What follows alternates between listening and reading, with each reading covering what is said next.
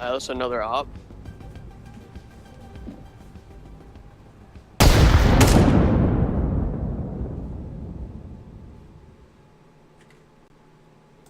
Yo, can you stop walling, you faggot? Aid. And if you watch him, he's lining up shots. Called ghost. I mean, still pretty gay.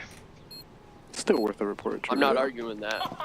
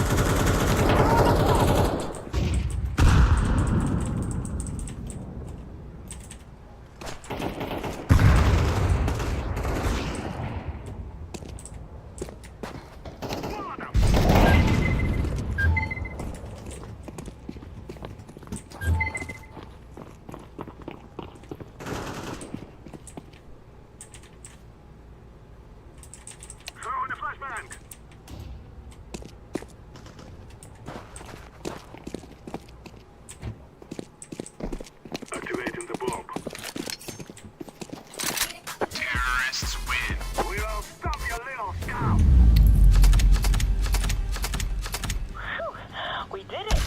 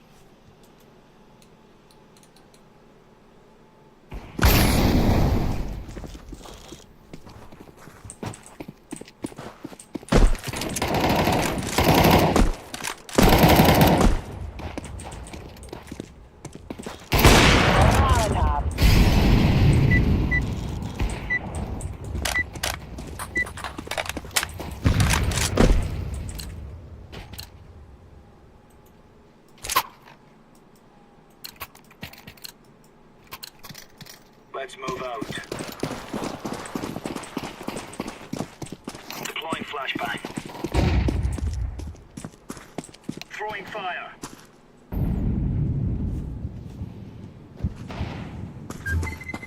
Grenade out. Passing.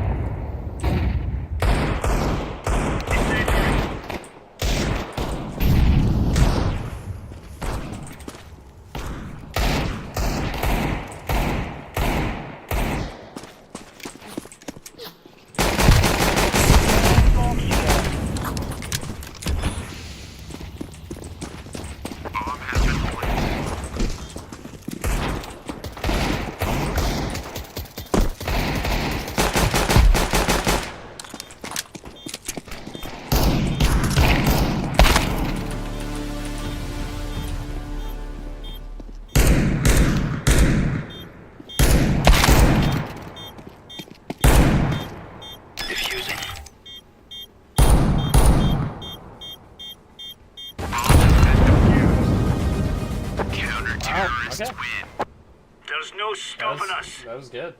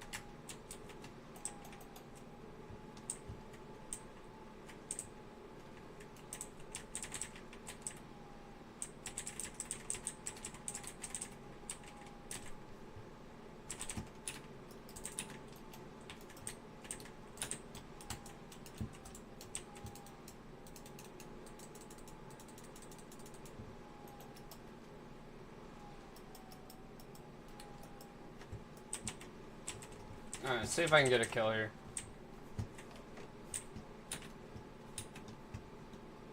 I know we're gonna be moving kind of fast.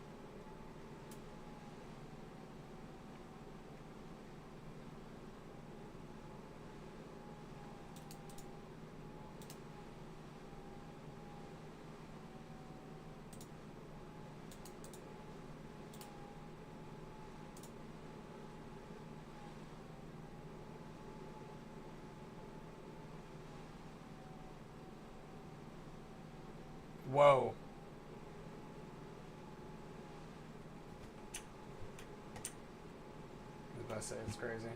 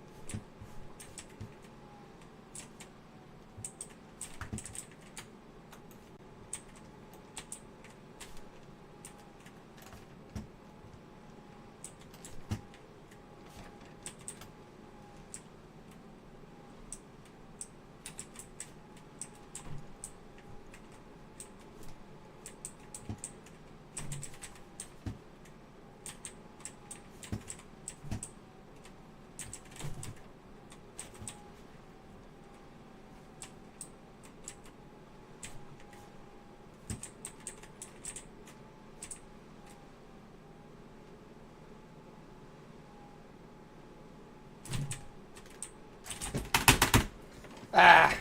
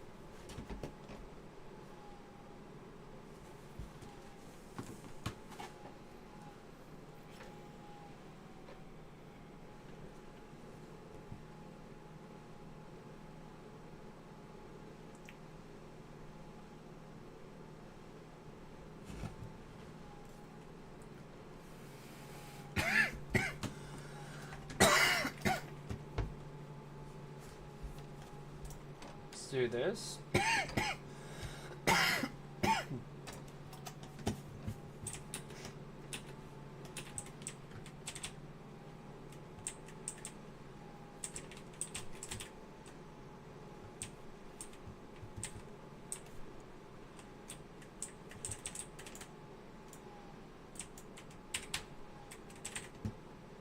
Think.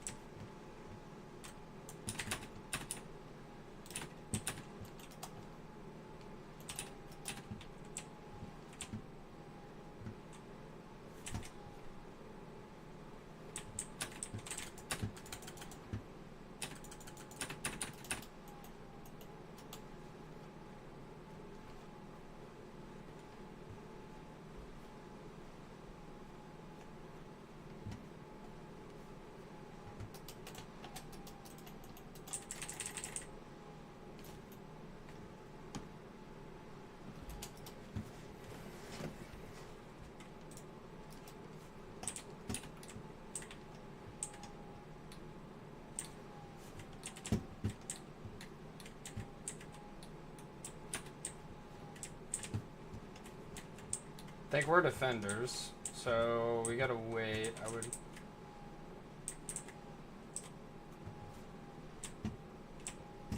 Can I get up here? Hello?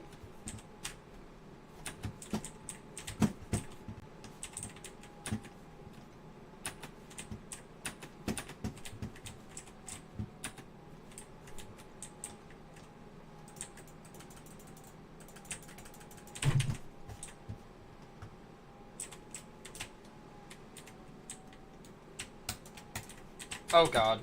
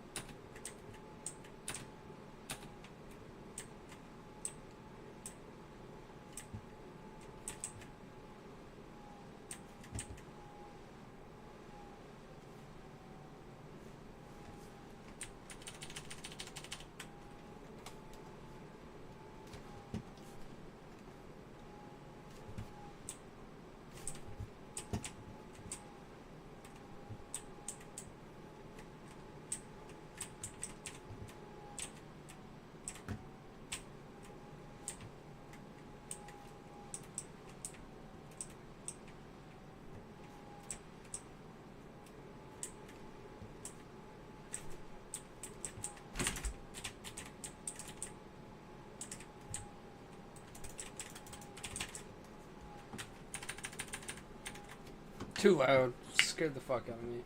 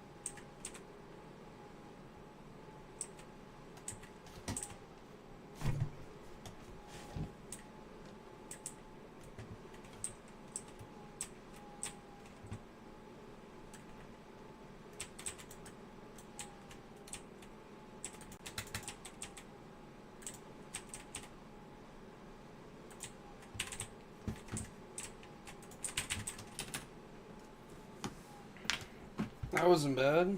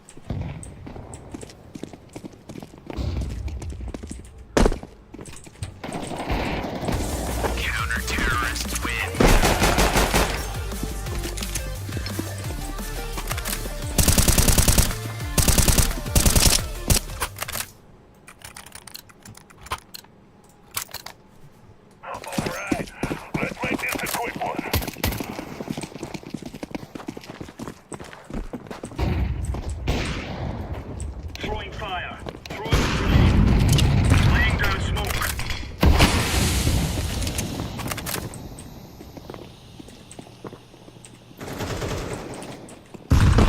Throwing smoke. Throwing fire.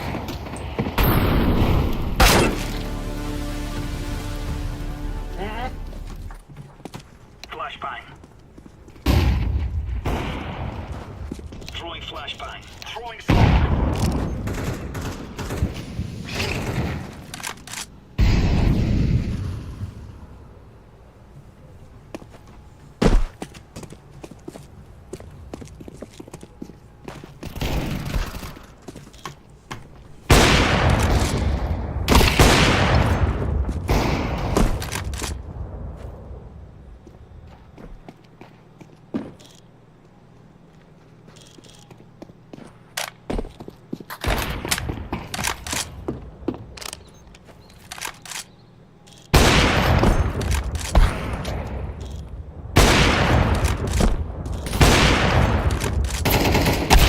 Counter-terrorists win. Stuff.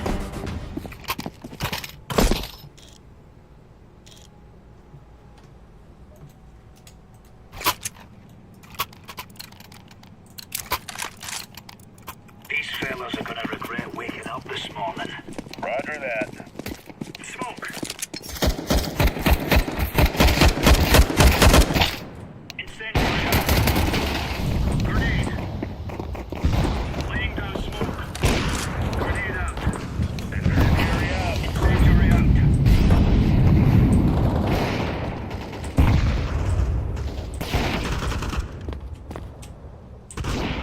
Flashbang. I'm stuck.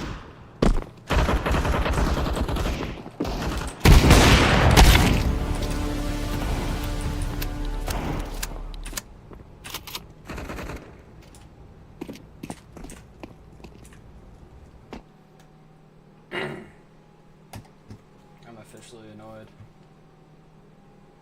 Let's go.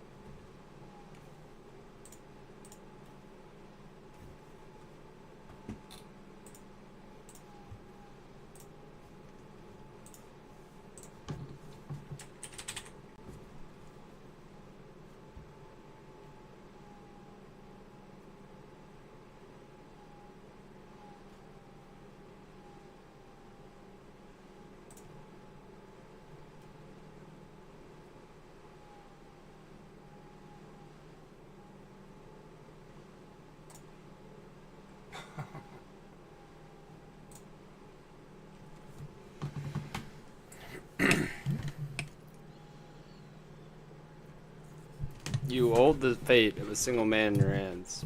You will follow his life from birth to death. Your choices shall define who Sir Bronte will grow up to be. You will decide his personality, social status, and what mark he'll leave on history. With every step he takes at your behest, Sir Bronte's character will change and evolve. Your decisions will close some doors for him, open many others. The world of Sir Bronte's birth is a ruthless realm, where people are divided into estates. It is hard to be a hero here. Be ready to accept that Sir Bronte cannot overcome every challenge in his path. Every hard choice will test his character and personal qualities. Often you will not be able to make the choice you would like to. It may happen because you choose a different road earlier. Exhausted, your hero's willpower, or haven't earned the right position in society. Every victory would be a struggle, a path paved with bitter losses and gut-wrenching failures. Accept the tragedy. This is how you create a gripping and unique tale for your hero. What will become of your Sir Bronte, his loved ones, and his world? That all depends on you. I'm actually kind of glad I didn't have any, come on.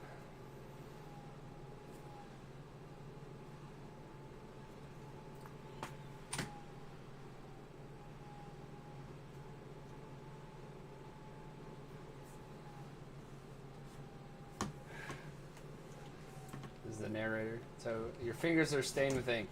Your breathing grows ragged. Your hands are shaking at the words appearing on the page before you, one by one, clinging together to form a chronicle of your own life. Who are you, and how did you reach this end?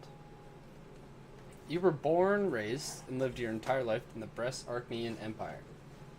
In this land, a man's destiny is predetermined at the moment of his birth.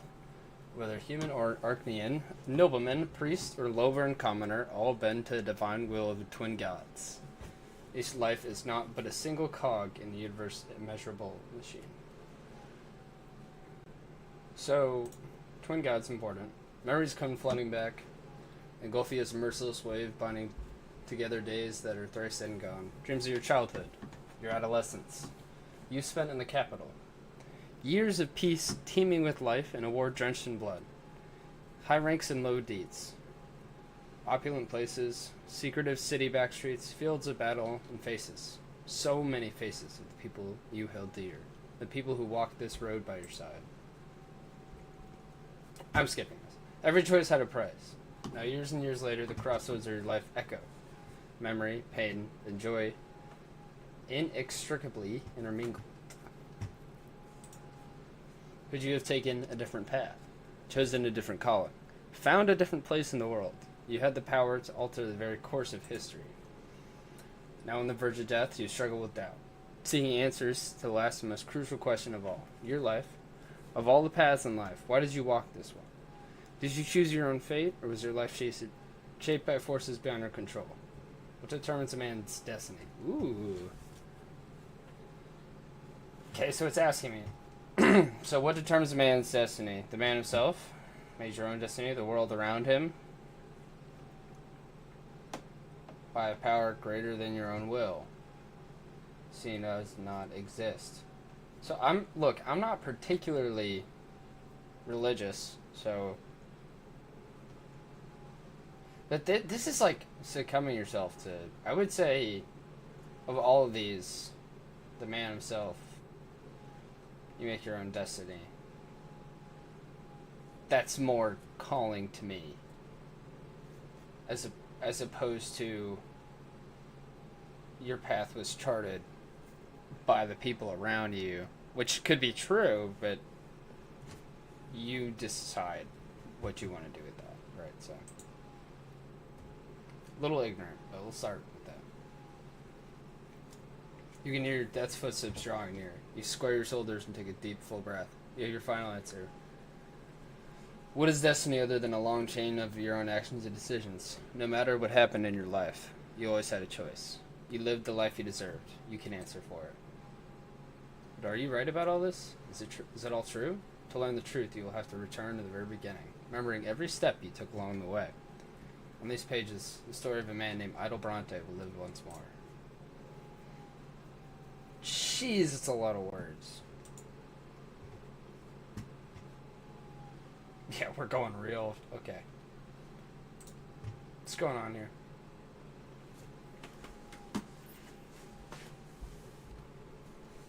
Childhood, where life begins. First words, first and steady steps. You are but a small child learning about the world in which you were born. To you, everything is so new, so baffling, so unforgiving. A long, trying life stretches before you.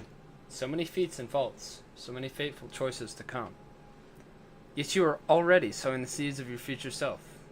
You are learning to live and survive in this world, looking for a place within it to call your own, choosing your future destiny. Who will you grow up to be? Oh. Okay, you will shape the protagonist's personality, qualities, and relationships. By the end of the prologue, you will determine the estate, future occupation, early adulthood. Cool.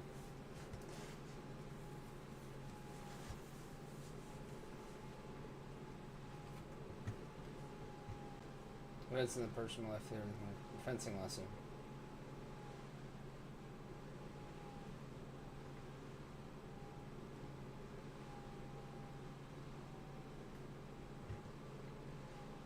Whoa, what? Huh?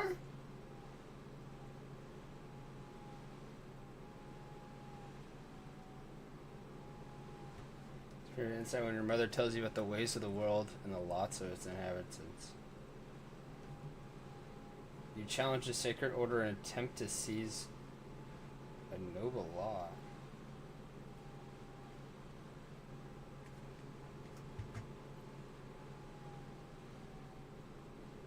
Why don't we start training with our dad? Okay. Oh, we can't even do that. Personal qualities at stage that determines choices you make. Okay, so can I...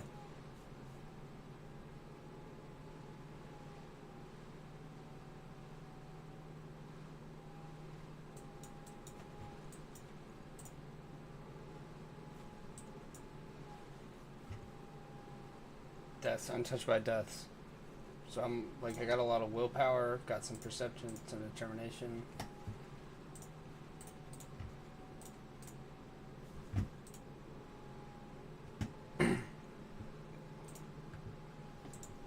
So I've got some willpower. Tarnished honor. Well, that's not good. Got a moderate means. My family's lit, so my family's awesome. Oh, great. So I have a... I've got a brother who just, like, is better than me. Interesting.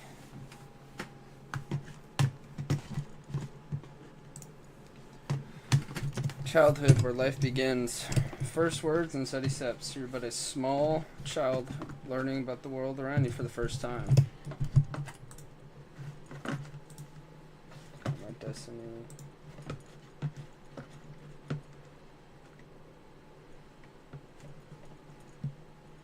Challenges. Like, this is so interesting. Okay, I need to start going, I guess.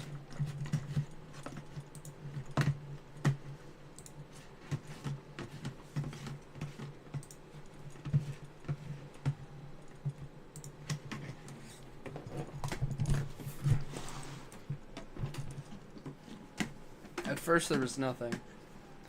No time, no sensation, nothing but darkness and the void. But then a will breathed life into nothingness. Matter and spirit were set in motion. History began its march. It was your turn to enter this world. Alright, now we're just... okay. God. You are not alone. Above you tower the colossal figures of those who created you. You are a part of them, and they are a part of you. Between you is an inexplicable connection, a strong, unbreakable link. They will watch over you, guard you, and protect you. Hurts to breathe. You let out the pain in the form of a desperate scream. Your creators extend their hands towards you. There are two of them. The ones who made your form from their own selves and brought you into this world. They're united, yet as they lean closer, you begin to see how different they are. You can already feel their differences within you, struggling against each other.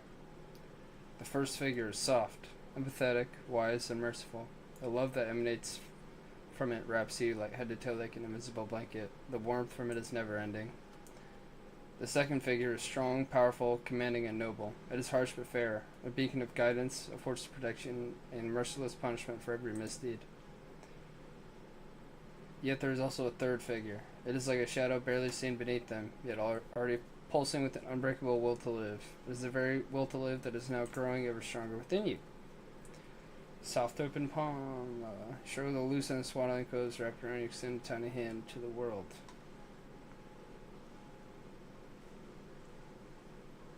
So, empathetic, strong, or courage? I kind of want to mosey up to Dad. Why not? Stiff, coarse, and even unpleasant to the touch, but this firm hand belongs to your father. Tiny newborn, your hope was before the full-grown man. Tiny little hand practically challenges him in his strength, and he accepts the challenge. Your father's fist opens. His hand strokes your little hand gently, if somewhat awkwardly. This is a tender gesture, a glimpse into something he will seldom let show in the years to come. Alright, so I got more determination.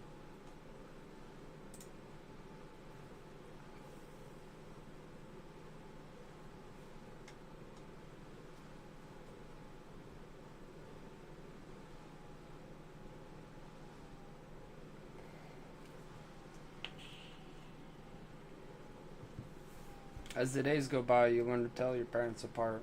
You recognize father by his heavy breath and strong, cold hands. He visits you rarely. Hello there, little Bronte.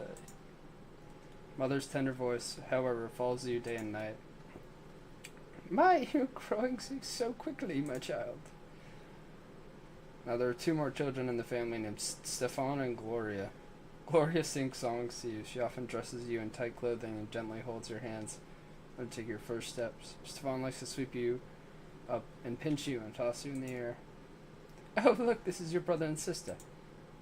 Yeah, you're my little brother. We're gonna play together, but I'll always be in charge, because you a bull and a commoner. Oh, what an asshole, dude. Quiet you. Doesn't understand yet. Come on, baby, Otto, let's go play in the yard. It's hot outside. Grip your brother's hand with one hand and your sister's with another as they help you walk down the giant stone stairs. And you sit on the ground and start exploring the sparse blades of grass with your fingers. It tickles. In the sky far above and away from you is a gigantic pillar, a perfectly straight stick made of light. It's so bright it hurts to look at it.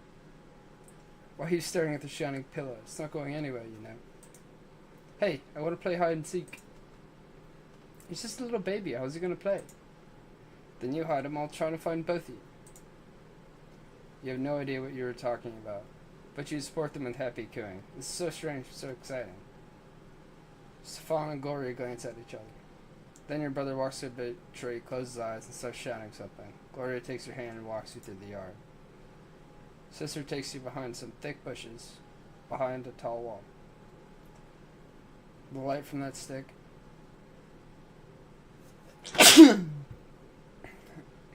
on the horizon barely reaches there. You can't see home from this place. The ground is calling with tiny black bugs. Gloria sits you down on the ground and puts a finger to her mouth for some reason, and then she's gone. You can no longer hear Stefan's voice. Gloria's nowhere to be seen. You feel colder. The bugs are no fun to play with. You've been sitting here for a long time, completely alone. Nobody checks on you. Did they forget about you? Did they abandon you? Oh, okay. Decisions time. Yeah, just chill out. It's covered with leaves swaying in the wind. You brush through them with your fingers. The twigs and branches are stiff and will not bend. They are different from the blades of grass. Down on the ground, you see a group of bugs carrying a little twig. You grab it from them. They're so funny. One of the bugs crawls under your finger and bites it. Just enough to sting a little. Your wrist steps, and then the twigs are rustling and parting. Your mother leans over you. You greet her with a happy face and show her the finger with the bug on it. So that's where they took you. Mother picks you up, puts you on your chest. Pass it on your head. Your brother and sister stand behind her, clearly feeling guilty. Gloria is in tears. Stefan keeps staring at his feet. You hug mother tightly. She is here now. So I just was aware of my surroundings. That's cool.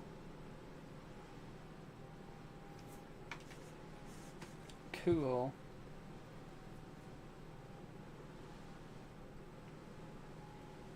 Another memory. You were still a little child, but you can already talk and run around on your own. Today is out of the ordinary.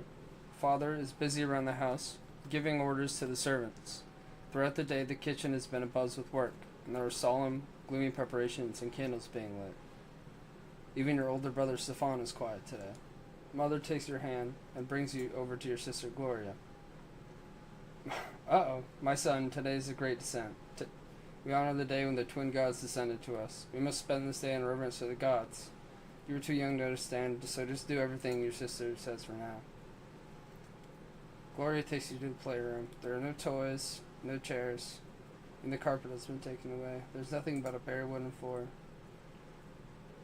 Today we're not allowed to go to any other rooms, and we'll be eating nothing but gruel and stale bread.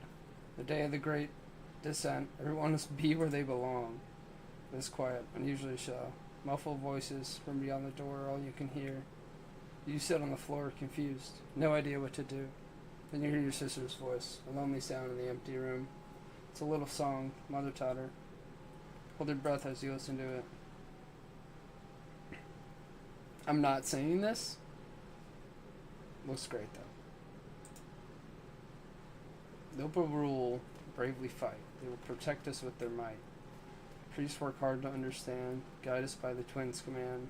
Common people work and toil, always patient, never spoiled. Live your lot when you were born. To the date when you pass on, know your light and know the prayer, for the twins see everywhere. Your assurance fixed by the tune. Gloria notices your gaze and a smile creeps across her face. You like the rhyme, don't you, Idol? Do you know what it's all about? Look, there are 3 lots. They were brought to us by the twins when they were descended from us from the shining pillar. Remember that pillar of light on the horizon? That's it. Huh? You can see this shining pillar any time, from anywhere in the world. If you follow your lot as you live, you'll reach the peak of the pillar. And if you don't, you'll get eternal torment at the foot. You and I are lowborn. Mom's a commoner too. So the lot for you and me is to suffer and be patient and work hard, understand? The priests and the nobles have other lots. The nobles fight and rule over everybody. The priests, well, I'm not really sure what they do, but I guess talk to the twins and then teach everybody. Gloria stares at you intently. Did you get it, silly? And she shakes her head and keeps singing the song over and over again. His voice transfixes you, draws you in. The room starts to glow at the sky. From this light to emerge 2 figures you have known ever since the moment of your birth. One of them braces your sister's shoulder. The other stands guard behind her back. You watch this happening before your very eye, unable to turn away. Gloria is swaying to the song, aware of what is happening. She sings the final verses once more. Know your lot and know the prayer. Feel compelled by this divine sight to express yourself somehow. You feel words condensing within you from the light. But what will the words be? Ah! Why not? Know your lot and know the prayer. The twins see everywhere. Shining pair behind her turn to look at you. You can feel their gaze piercing you from top to bottom. When the moment passes, they melt into the dim light coming from the window. Gloria turns her head to look at where you were staring. Did you see something, Idol? You shake your head. Not anymore. Uh-oh. I can see everything. Cool.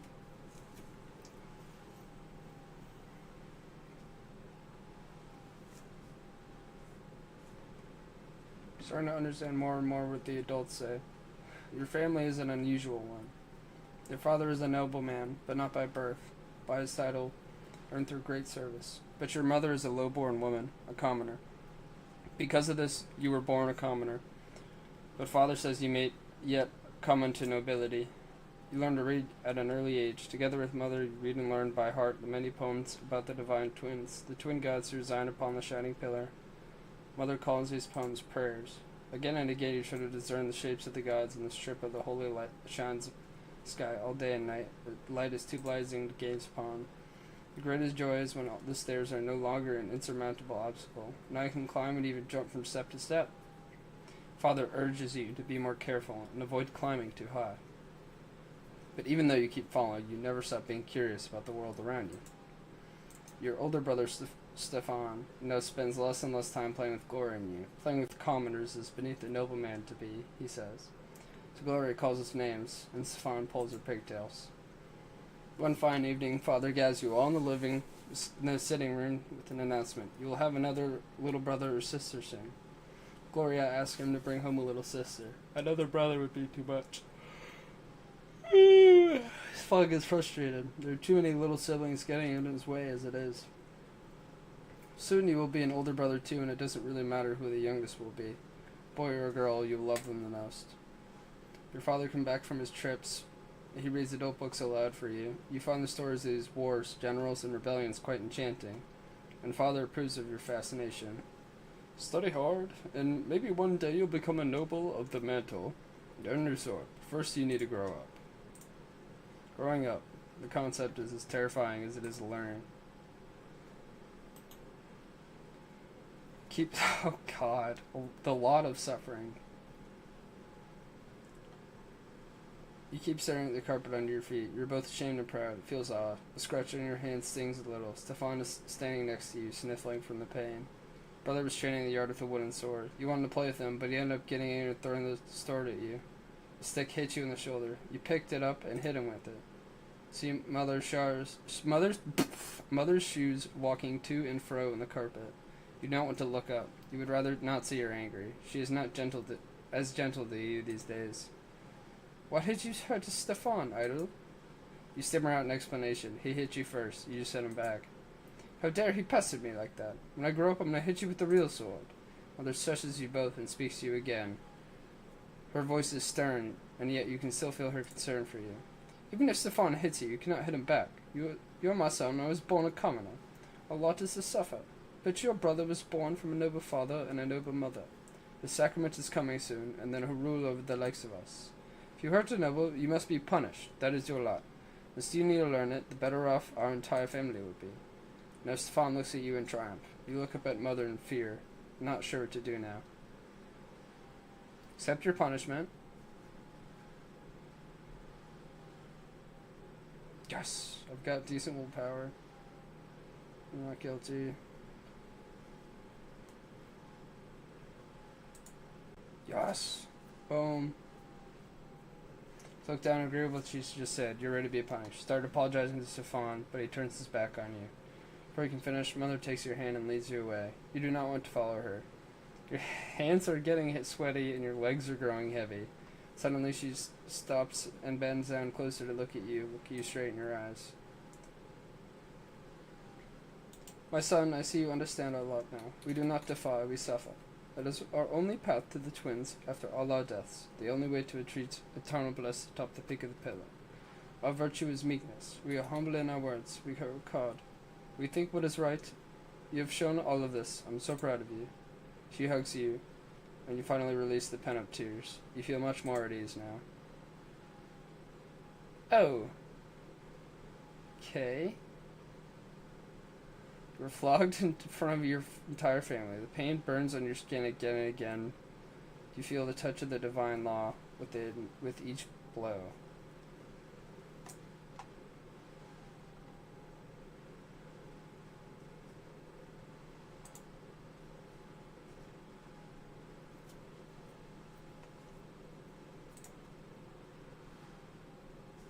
I lose willpower from that?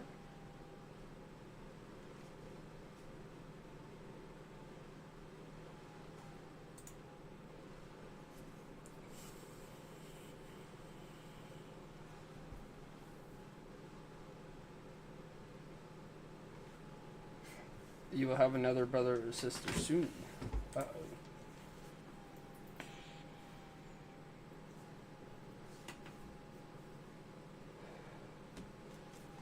Hold on.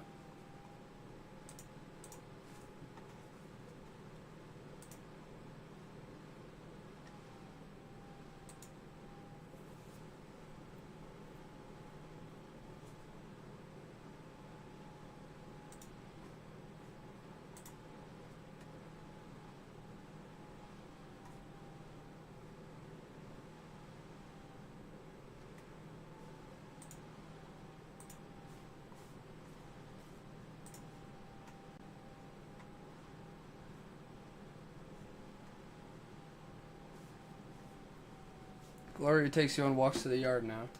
You explore the yard together under the evening light of the pillar. She sings you songs and tells you amazing stories. Hey, Idol, do you want to hear a rhyme? I wrote it myself. There's even a bit about you, but don't tell anyone, okay? Writing poems and songs is only for nobles. If Mommy hears about it, I'll get flogged. Remember how you got flogged for hitting Stefan? Our judge is my second father. In the past, I had another. Mother says the twins are great, says we should not fight our fate. Brother loves to jump around. Please don't fall down on the ground. See, I wrote a little rhyme. Please don't tell him it is mine. Today your sister is nowhere to be seen. She promised to take you to the old pond and show you the wrecked frogs, but then she vanished. Servants join you in your search. Even Mother leaves her chambers when she hears the commotion. Finally, you find in the far corner of the garden. She is holding a quill and sheets of paper covered in poetry.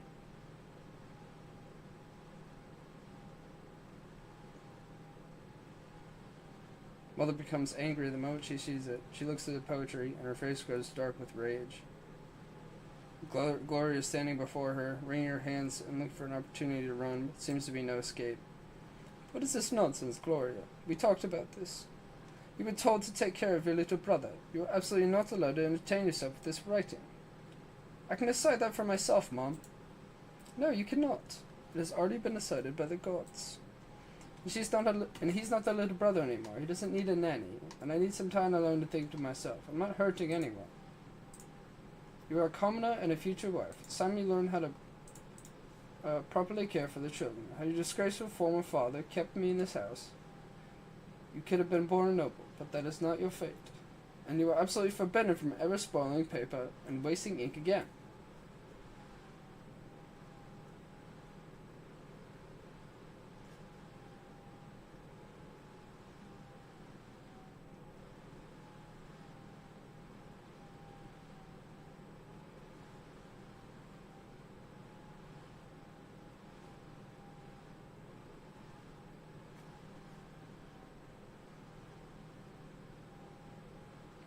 But will I take...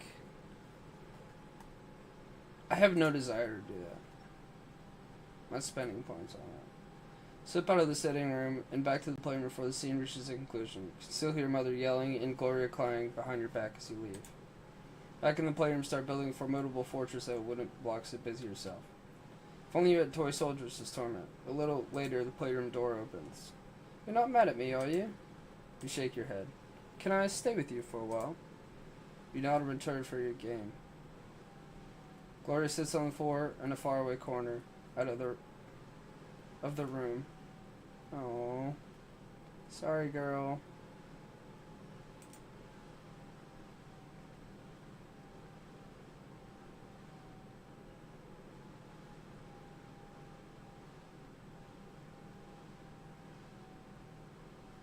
So, for context, just for a sec, I'm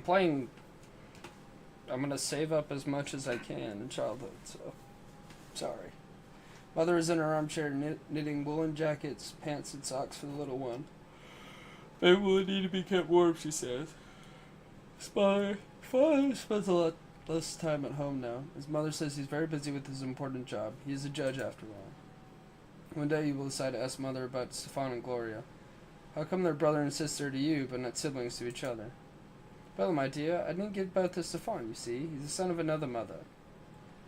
And Gloria is the daughter of another father. Come now, don't knit your brows like that. You'll understand when you're older. Is that even possible? You're all family, are you not? Several days later, Mother calls Stefan and Gloria to the sitting room. You sneak in after them.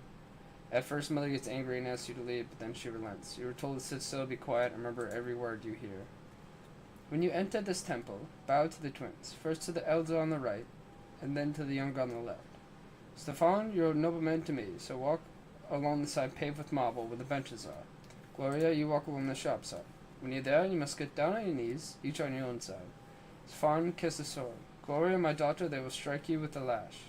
Don't be afraid of it. Resign yourself to the suffering it brings. It is the blessing of your lot. Gloria doesn't like the idea of the lash. There's a tense feeling in your chest as well. You were told to remember this. Will the lash strike you too one day? Shoot. Not good. On the next day, they take your brother and sister to the temple. You run towards them when they finally come back. Ooh, the back of Gloria's dress is soaked with blood. She's hunched a bit, sobbing quietly.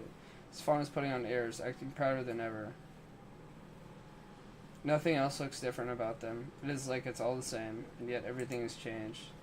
Each of them has accepted their lot. So,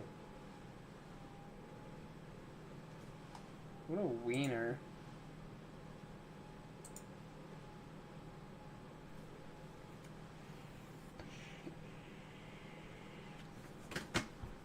Brother and sister's sacrament. Your siblings Stefan and Gloria took their first sacrament at the temple.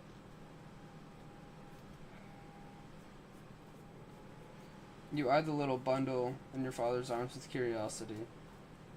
Behind the many layers of swaddling clothes is your newborn baby brother.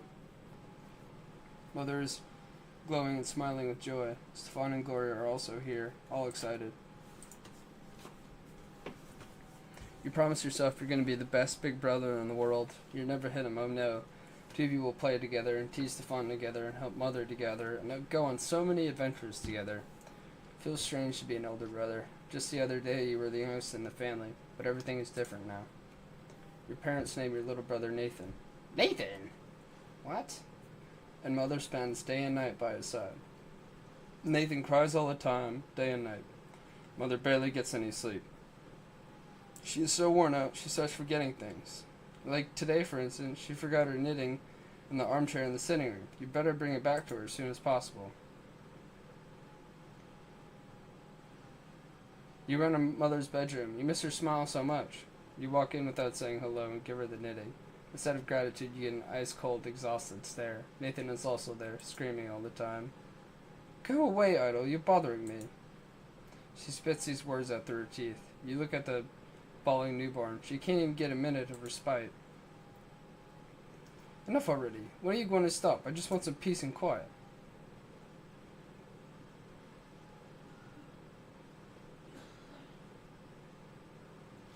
Interesting.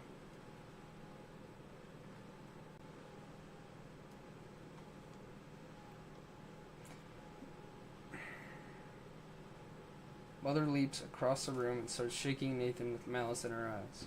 His cries get even louder. She looks so tired from his never-ending screams. She seems to be within an inch of smashing him against a wall. Somebody has to do something. You're scared of your mother right now, but you fear for Nathan's life much more. So, okay. This would be bad. But then, Father would like me more. Maybe?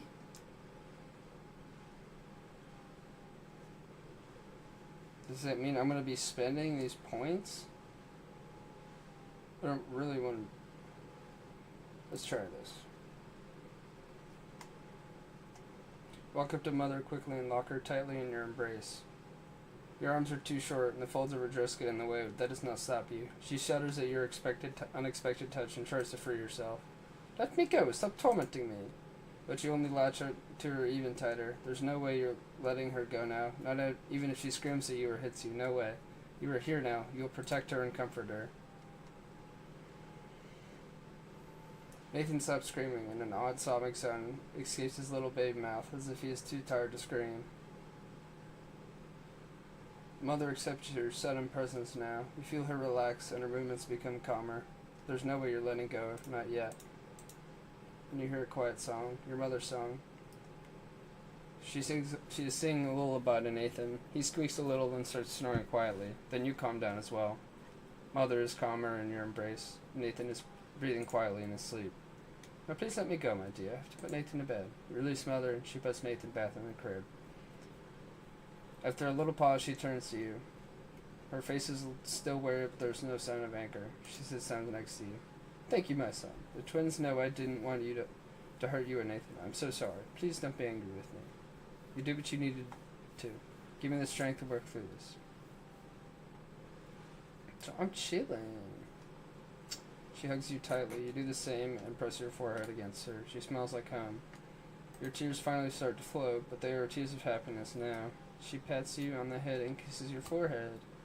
Nathan is sleeping quietly in his crib. It feels so good when things are as they should be. So, kind of good. Your younger brother Nathan is born. What up, homie? Jet.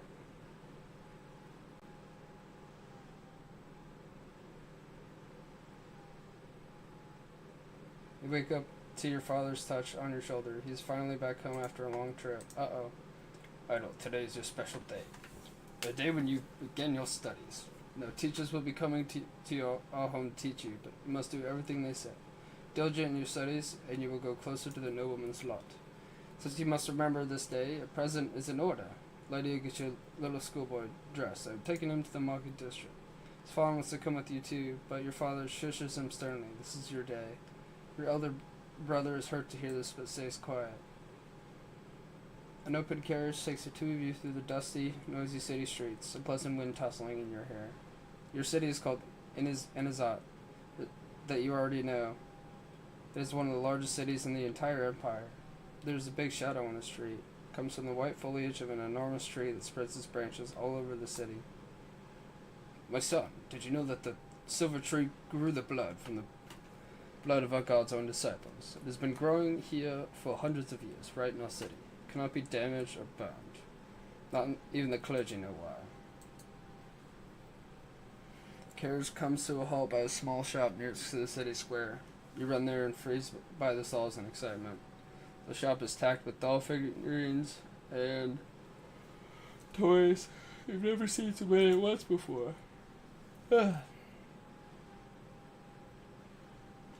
you chosen your present yet? Your father asks.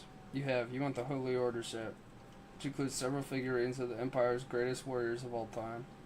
You rattle off everything you know about the Holy Order. They were the ones who aided the Emperor's own forces in seizing the province of Magra and storming your city. That's how we joined the Empire. Father nods in approval. Very well. War isn't your lot for now, but may these toy soldiers teach you to think like a general. You will lead them into the battle and study military strategy. Go ahead, take your present.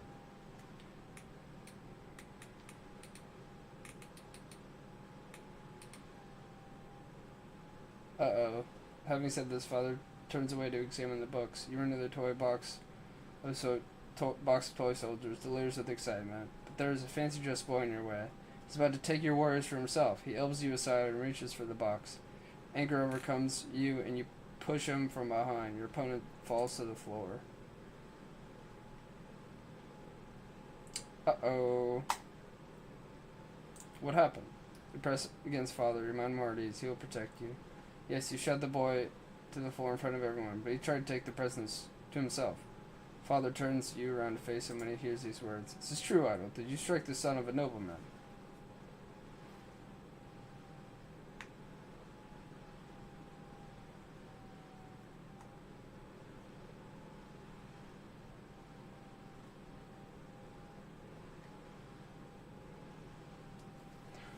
Ooh.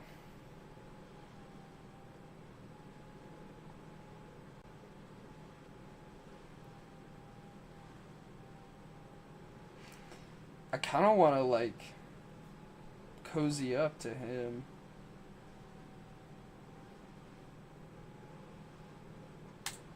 Let's try it.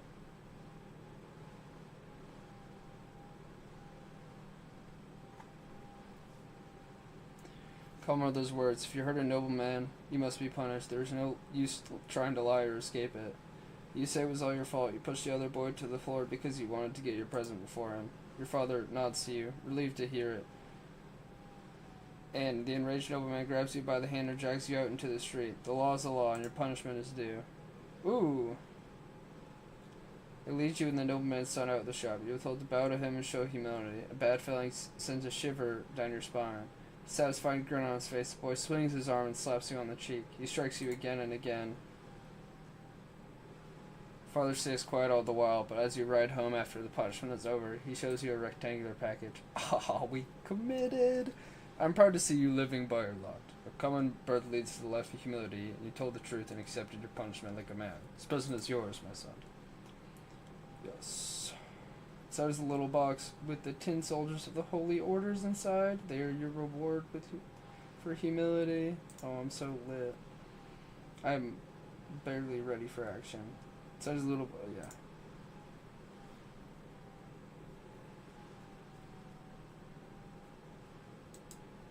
I'm just saying, bro. Today, Father ordered the dinner table to be brought out into the yard. For 7 months, he's home, outside of the confines of his always locked study. He spent the entire day playing with Nathan and you, discussing various matters with Stefan, now an adolescent, walking in the garden, and now a dinner under the open sky. Your entire family gathers together, Father at the head of the table. Smiling, he asks each of you about your studies. Nathan climbs up on his knee and recites a counting rhyme in a funny sing-song voice. Stefan mentioned that his praising teacher praised his accomplishments. He rises from the table together with his father, to show his skill in a practice duel. Next comes Gloria's turn. She stands on her chair and recites a lengthy prayer by heart. Mother showers your sister with praise.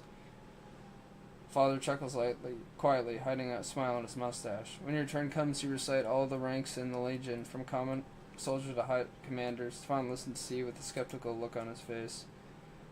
Night slowly falls, but the servants ensure that the yard is well illuminated. You don't feel cold in the dust tonight. It feels good, yet so important. All of you are finally together, sitting at the same table. No fighting, just smiles. No arguing, just pleasant small talk.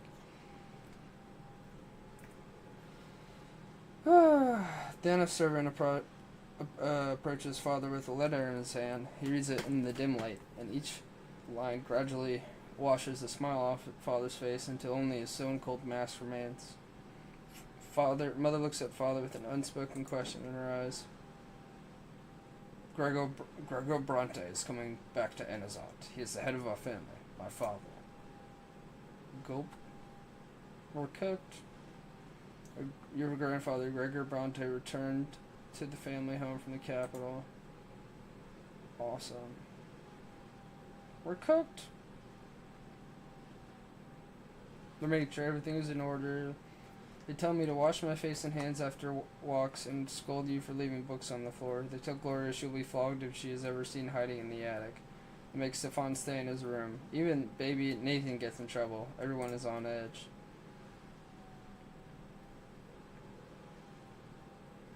And one day grandfather arrives. It is a grim day, so your neck is sticky with sweat. Father, Mother, Stefan and Gloria, you and Nathan, the entire Bronte family stands on the porch in front of the house.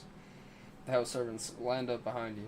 The carriage arrives, and out steps a tall, gaunt old man with a heavy walking stick and a heavier gaze. You cringe instinctively. Good health to you, Father. Children, greet your grandfather as you have been taught. Still trying to look like Still trying to look like a real nobleman, are you? You can't fool me, Robert. I was the first of the Bronte family to be a noble by the mantle, and I'm the only who remembers how to bear this burden properly. I live honorably by my lord. Your marriage to that low-born wench cut us off from ever becoming nobles of the sword. My progeny could have been born bearing noble blood. Father, I beg you, this is not the place. Grandfather eyes him with scorn and walks into the house, the entire family following close behind him. I've been away far too long. The entire house is a mess. This is an insult. How can you live in such a pigsty, Robert? The servants have grown far too lazy, all thanks to your commoner of a wife. I warned you, did I not? And yet you did as you saw fit. The children, what do they know of tradition or honor? They're being raised in a virtuous family, Father. Now you're speaking like a lowborn who's content to live in humility. Twins willing, now that I am here, this will not happen again. I'm taking your oldest son to the capital. I see you cannot provide Stefan with the proper education, so I'll correct your mistake. Your brother's fate has been decided just like that. Your father does not object. He orders the servants to prepare Stefan for the journey. Stefan freezes in place, glancing at grandfather, and father, again and again. The latter puts a hand on his shoulder reassuringly. Grandfather's lips are tight-lined, white with contempt. The house is examined, room after room. Everything grandfather sees is showered in scorn. He scoffs at a crease on the blanket in Nathan's crib. In mother's bedroom, he mocks Gloria's knitting in her room. The door to your room is next. What's this, Robert? 10 soldiers in your younger son's room? He was born a commoner. I won't have daydreaming of battle.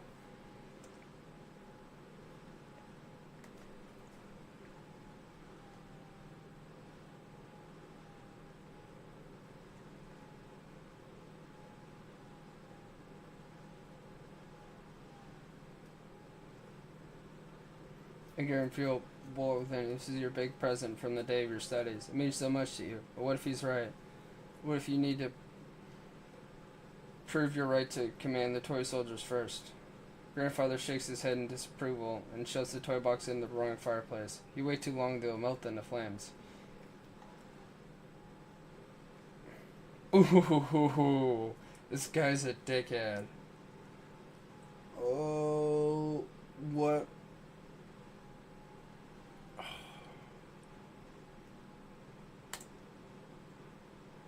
I guess, bro. Guess I'm a little bitch.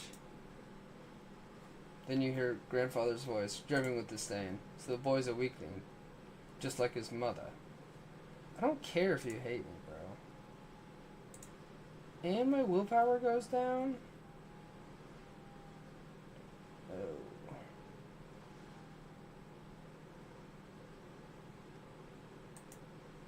Grandma's quiet without your elder brother. Too quiet. Weeks later, your family receives a letter from Stefan. Grandfather sent him to a boarding school for nobles, and he's now studying hard in preparation for his service as a nobleman. To live as nobles is part of a noble society. We're also learning the art of swordplay. It's my favorite part. Stefan now at the boarding school. Grandfather arrives once more, this time to live in your home. The only good thing is that he often has urgent business in Eterna, the capital of the empire, and has to travel there. One day you ask your mother where he lived before. In Eterna, she says, but now his place is here. Each time grandfather returns, he gives the servants new orders. Your home is now always busy with repairs. The servants are redecorating grandfather's chambers, including his library and sitting room. Sometimes your father tries to gently talk him out of this. Why subject the house to constant reconstruction? Grandfather's answer is always the same. The home is mine, and I will live here as befits a man of the nobility. Some days grandfather stays home, and on those nights you try hard to stay out of sight. There's no way you can avoid family breakfast. The food is there, but you cannot bring yourself to eat it. Mother's eyes are red and swollen. She's been crying all night. Grandfather sits at the head of the table where nobody used to sit before. Robert, it is high time your youngest sons underwent their sacraments. Sir Bronte, please let them live freely of the lot for a while longer. They are but... Shut your mouth. Robert, that wife of yours is impertinent enough to interrupt me. If this ever happens again, she'll be eating her gruel with the servants in the kitchen where she belongs.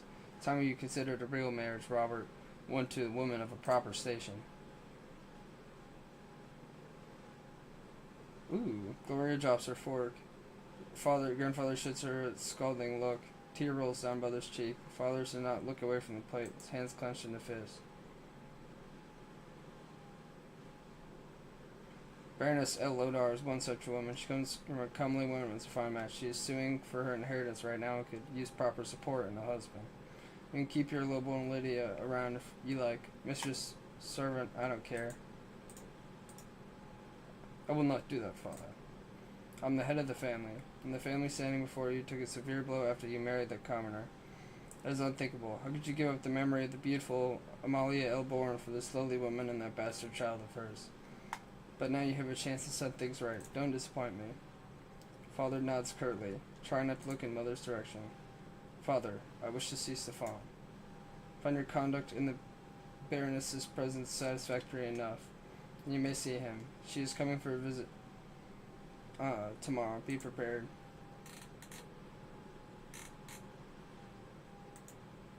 Father comes to your room before bedtime.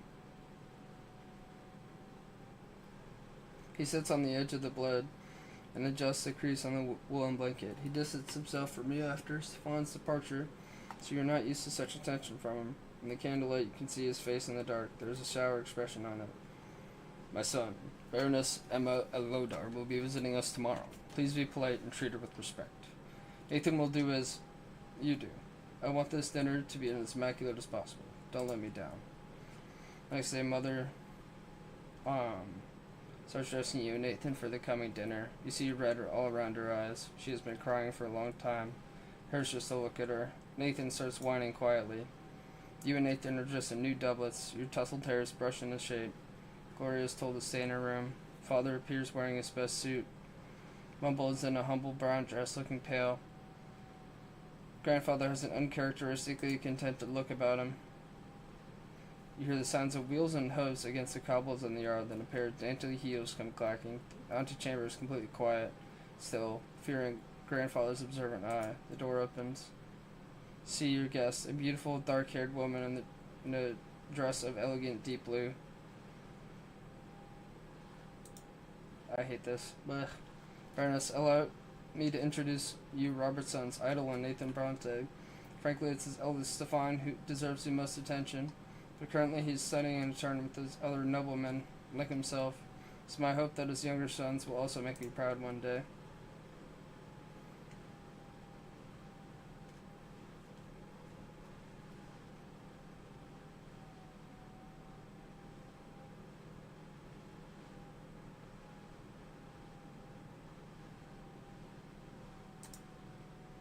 Yeah, fuck you. Follow father's example and kiss the Baroness's fingers gently.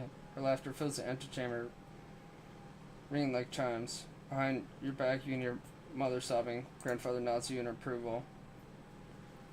Out of the corner of your eye, you see mother quietly walking upstairs. No, this is wrong. This cannot be. You walk up to father and look him in the eye and ask in a voice loud enough to be heard by everyone. Why didn't he introduce mother to the guest? She is his legal wife and your mother, is she not?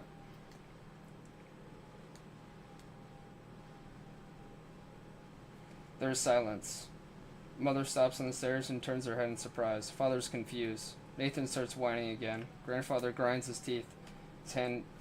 yeah, I don't give a fuck. Fuck this guy. His hand tightly gripping a heavy walking stick. You keep father transfixed by your gaze. After a few moments that feel like an eternity, he winks at you, almost imperceptibly, then adjusts his doublet and turns upon your noble guest. Baroness, allow me to introduce Lydia Bronte, my wife and mother to my younger children. Lydia, would you be so kind as to join us for dinner? What are you saying, Robert? Father, it would be a disgrace to hold a family dinner without the lady of the house. Yeah. Grandfather breaks in.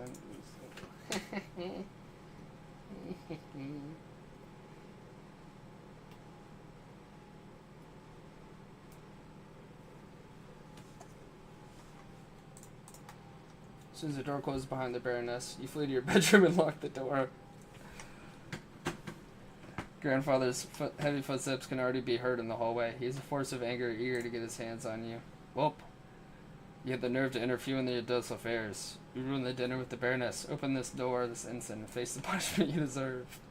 And suddenly his voice dies down. You hear father speaking quietly. Both realize that there can be no other marriage, father.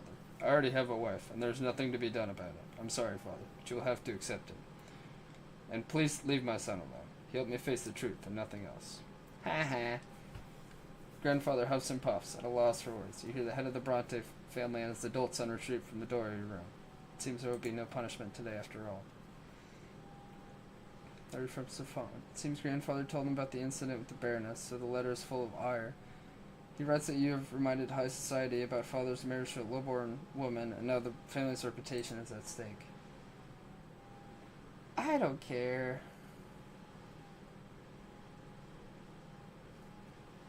Father winces when he reads Stefan's letter, deep in thought. But mother is smiling again because of father's actions. Her joy a quiet, happy glow. Give me some courage. Yeah. Oh, come on, bro. We're just locked in, fam.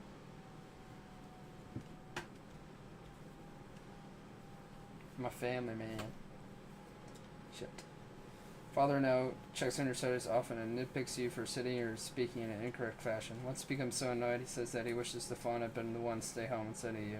Never expected to hear those words from your father, of all people. You allow yourself a little change of scenery. Instead of your own room, you now busy yourself with reading and calculation in the sitting room across the open door to the yard.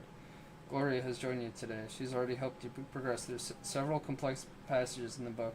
Right now she seems preoccupied with a strange tube. Aren't you hurt by the way grandfather treats you, you ask? Gloria just shrugs. Grandfather always said they should get rid of me. I'm used to it now. It's you a lot worse because they're closer to him. I just have to stay out of his way, that's it. Shows you the strange tube she's been reading all day. Look, it's a kaleidoscope. I got it as a gift. Want to see inside? Excited by the idea, you close the book and peer into the tiny hole on one end of the tube. Your eyes see a multitude of intricate patterns.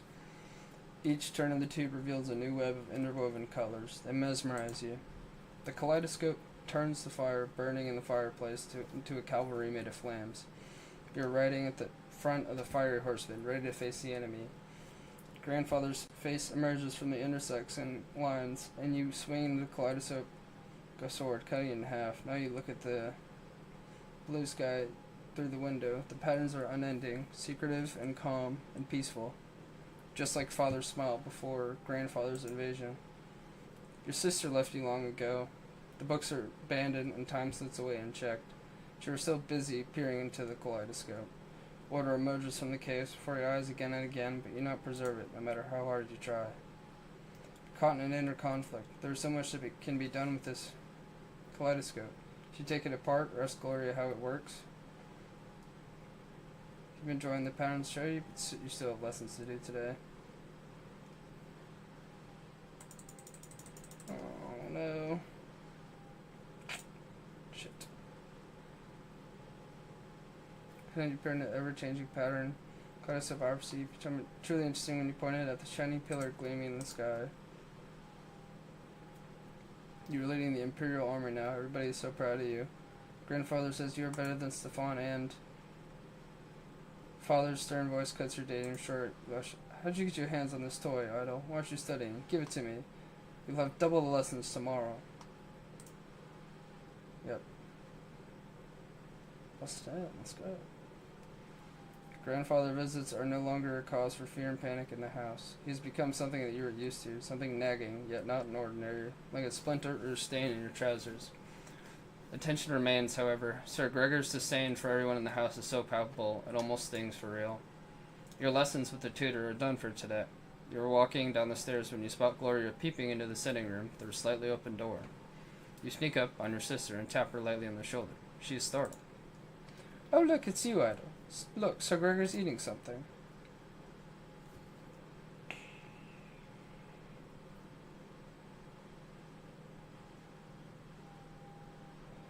Bro's eating candy. The clock strikes 3. Grandfather rises from his seat, puts away the bowl on a shelf, and leaves for the yard. He always takes a walk at the city at this time. Uh-oh. Try candied fruit. The sugar starts to melt as soon as you put it on your tongue. It is so sweet. You've never eaten anything as good as this. You take the whole bowl off the shelf and give it to your sister. She takes the fruit and brings it to her mouth, carefully, like a rare treasure. There's a thumping on the stairs. Footsteps accompanied by the knock of a walking stick. You have no idea why, but Grandfather is back. You quickly hide behind the sofa and pull Gloria after you. She is frozen in place with the bowl in her hands. The door opens. Grandfather's menacing figure advances on Gloria. His hand seizes her arms. Ooh. You squalid, ungrateful, low-born child. How dare you bite the hand that feeds you? And your trollop of a mother would be sleeping in a ditch if it weren't for my spineless son. The sweet and pleasant things in life are for the noble estate, not for the likes of you. Did you forget your lot? Ouch. Grandfather misses again. His walking stick ready. He sees you hiding behind the armchair. Please don't hurt him, Cervantes. This is all my fault. He tried to stop me. Gloria is caught red-handed. Unlike you can still avoid her punishment. Is it then milk sop? Did you try the sugar too, or are you trying to stop this piece of filth? Like she says. God, I don't have a lot of willpower.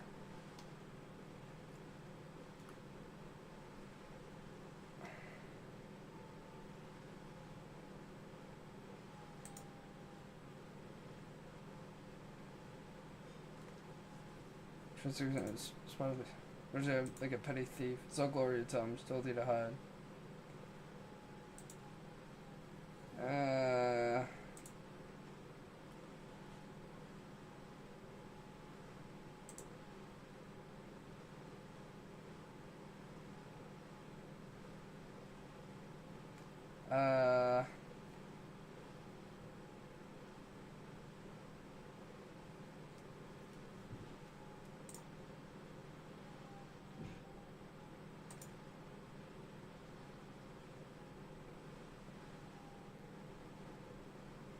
Said at breakfast, you were told to say your... Yep, figured. Told to say your prayers, wash your hands and faces, and get dressed in plain white shirts. Today's the day of your sacrament. Mother, I want to go play in the yard. No playing today. Even idle are big boys now. It's time for you to both have your first sacrament. No one can live without a lot. I don't want a lot. Be quiet and listen. You're born commoners, so you must accept a low-born lot for the twins. When you grow up, you will get a chance to earn a noble lot. Father and mother take you to the carriage. Nathan is hungry. He starts whining. Grandfather is the last to get in the carriage. His eyes are on you and your brother, looking for every fall. Soon the carriage is moving along the streets of Anazat, slowly and solemnly. One more turn, you see the colossal white building marked by 2 massive pillars. For the first time in your life, you're to enter the Church of the Twin Gods. You enter the gate and walk under the splendorous dome of the church. The church hall is divided into 2 halves, are drastically different from one another. The floor is on one side and is rough, jagged, and covered with giant brown spots, while the floor on the other is made of smooth marble. The commoner kneeled on the jagged floor, and the well-dressed nobles and their families sat on pews. Father and grandfather leave you to sit on one of the nobles' pews. Mother walks to the rough stone of her commoner's side and gets down on her knees. You see her wince in pain, for the low-born estate shall suffer in the house of the faith. The church acolytes surround you and lead you to the altar, where you and other children are to take your sacrament on this day. Before you stands a tall priest dressed in black, with a sword in one hand and a hefty whip in the other. Nathan's whining girl is louder. He dislikes this place. He is scared. You remain quiet, but your stomach rolls in uneasy anticipation. The first time. Take the sacrament as a jaunty little boy from the family of nobles. The priest extends the sword before him and recites the words of his lot. From this day forth he will fight, rule, pursue the arts. His mind now forever free from the throes of suffering, for he now belongs to the noble lot. The boy proudly touches the flat blade with his lips. Nathan is next to you to receive the sacrament. Suddenly snaps out of his fearful trance and tries to break free, but the acolyte pulls him towards the altar and throws him on the jagged floor on the lowborn side. The sharp edges bite into Nathan's knees as he lands, spraying drops of red about him. I don't wanna. Why do they want to whip me? What did I do? Try and break free and run to Nathan's side. You want to give him courage to protect him. Then the acolyte's grip on you is too firm. You feel utterly helpless. Little brother has to face the world all by himself. From this day forth, Nathan, thou shalt endure, and work, and suffer. Thou shalt ardent in thy labor, and humble in obedience to thy rulers. And now cometh thy true first suffering, which thou must accept with gratitude. The lash cracks, it strikes his right shoulder, strikes his left shoulder. The blows are so powerful that Nathan falls to the floor. Priest tells him to rise. He has received his lot. Nathan gets on his feet, drags himself towards his mother, his knees torn and bloodied, his spirit broken. It is your turn. Your feet will not move. You can barely muster enough strength to walk on the altar, as thou accept thy lot. Catch the lash.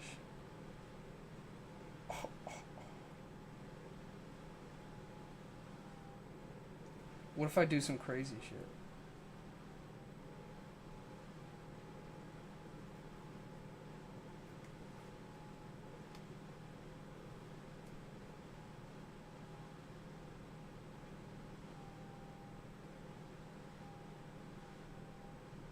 Fuck it.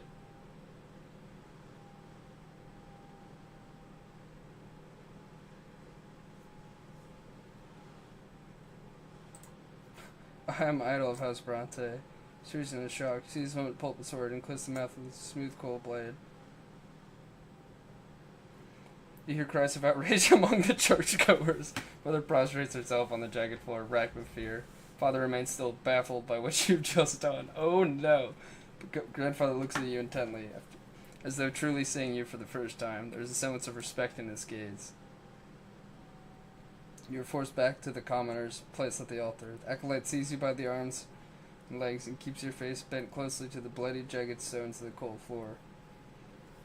Your last strikes at your right shoulder, then your left shoulder, and you are told to rise. You are a commoner. Mother takes her hand and leads you out of the church. Once you are outside, she scolds you for being insubordinate and bringing shame to your family. Nathan holds your hand as you walk, his tearful face a mixture of confusion and awe as he looks into your eyes.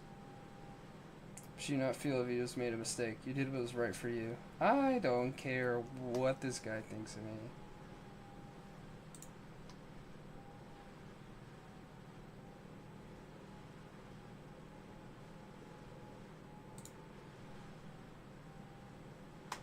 For a second, receive the commoners a lot.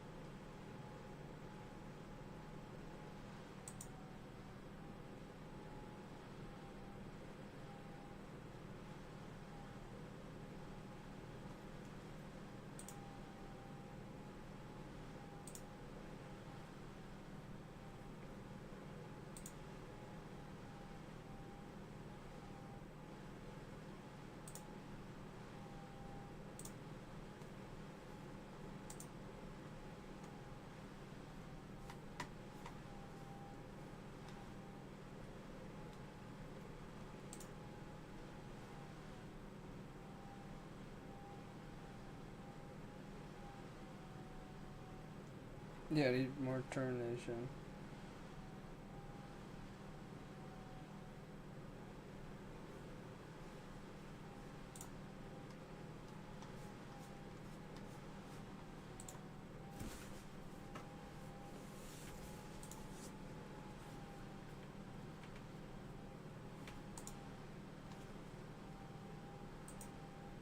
I'm probably gonna stop here.